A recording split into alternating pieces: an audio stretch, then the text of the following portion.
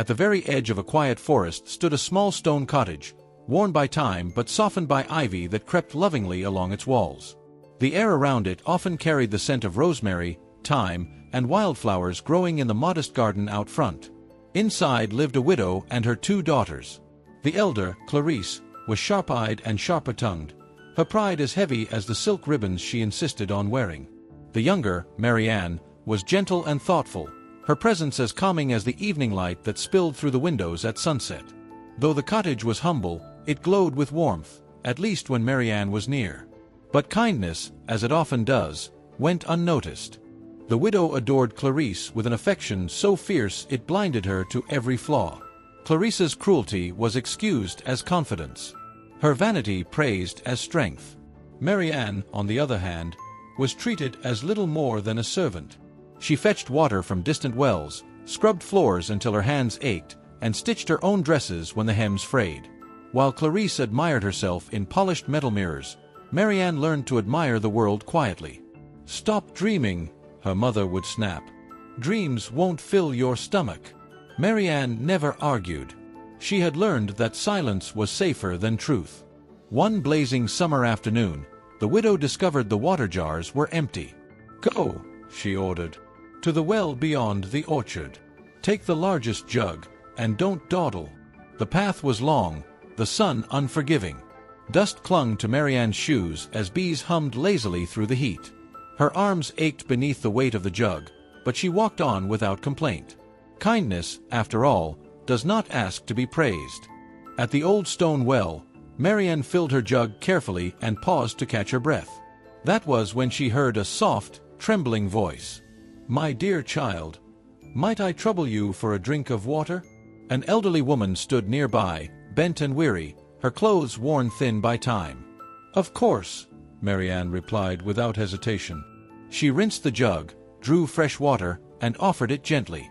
The woman drank slowly, her eyes studying the girl with quiet wonder. "Few would show such kindness without hope of reward," the woman said. Marianne smiled. "I was simply doing what felt right." The old woman straightened suddenly. In a shimmer of light, her form transformed, ragged clothes became flowing silk, age melted into radiance. She was no beggar, but a fairy, glowing like moonlight. "You have revealed your heart," the fairy said. "From this day forward, every word you speak shall reflect it." She raised her hand. "From your lips will fall flowers and jewels, symbols of the kindness within you. Speak wisely." Before Marianne could thank her, the fairy vanished like mist beneath the sun. Back at the cottage, Clarice and the widow waited impatiently. "You took long enough," her mother snapped. Marianne began to explain. But as she spoke, diamonds scattered across the floor. Roses bloomed at her feet. Pearls shimmered like dew. The room fell silent. Clarice gasped. The widow's eyes gleamed, not with wonder, but with greed. "Tell me everything," she demanded. And with every gentle word Marianne spoke, more treasure fell. That same evening, the widow seized Clarice's arm. "You will go to the well tomorrow," she said. "Do exactly as your sister did." Clarice protested, until she saw the glittering pile of jewels. The next morning, she set off, muttering rehearsed kindness beneath her breath. At the well, a woman appeared, this time dressed like a princess. "May I have a sip of water?" she asked sweetly. Clarice sneered. "I didn't come here to serve strangers." The woman's eyes darkened. "Then you shall receive what your heart holds." Clarice laughed it off and returned home. But when she spoke, a toad leapt from her mouth. Then another. Snakes followed, hissing, coiling across the floor. The house erupted in screams. The widow panicked. "This is your sister's doing," she shouted at Marianne. "No, mother," Marianne pleaded. "I only—" "Get out," the widow screamed. "You've ruined us." As the sun dipped low, Marianne walked away from the only home she had ever known. A royal carriage approached. Inside sat a prince returning from the hunt. He ordered the carriage to stop when he saw the girl walking alone. "Are you in trouble?" he asked. Marianne answered softly, and lilies and pearls fell from her lips. The prince stared, astonished. "Come with me," he said. My family must meet you.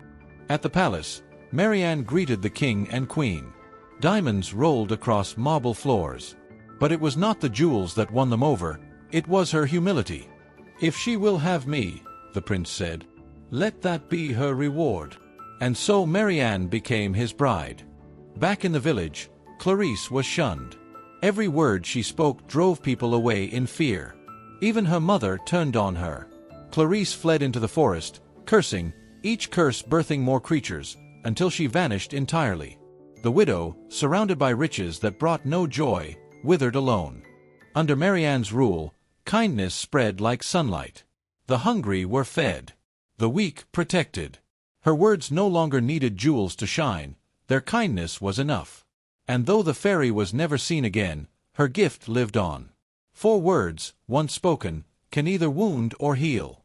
And a gentle heart, though quiet, echoes forever.